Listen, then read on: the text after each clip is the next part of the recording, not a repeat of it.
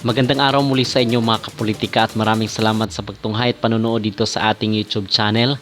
Kung kayo ay bago pa lang ay huwag kalimutang mag-like at mag-subscribe muna kayo para updated kayo sa ating mga latest issues. So ang ating pag-uusapan at tatalakayin sa videong ito ay itong isang post sa social media na nakita ko na kung saan ito daw yung maging line-up na or starter ng Team Alas para sa gaganapin na FIVB Challenger Cup ngayong July 4 to 7.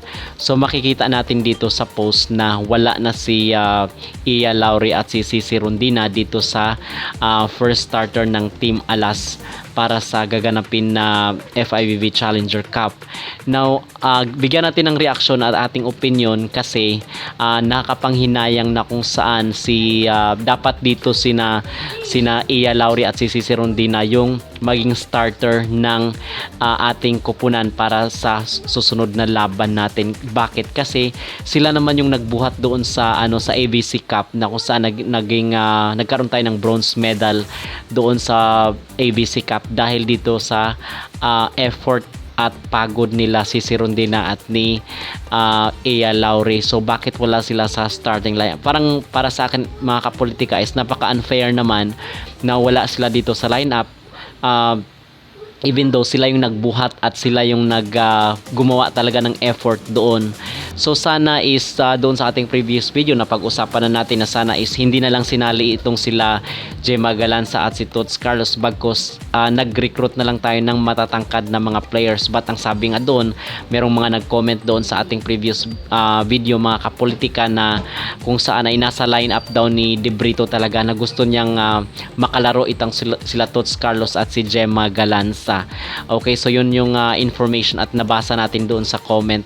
So ibig lang sabihin nito talagang baka merong favoritism itong coach na si De Brito kasi dapat yung original na lineup na lang ang maglalaro dito sa July 4 to 7. Sayang naman. So, well, kung ganito man yung yung maging setup nila or maging lineup nila sa susunod na laban ay tingnan na lang natin kung talaga bang magkaroon ng spark or magkaroon ng pagkapanalo itong maging starter ng Team Alas sa susunod na game nila.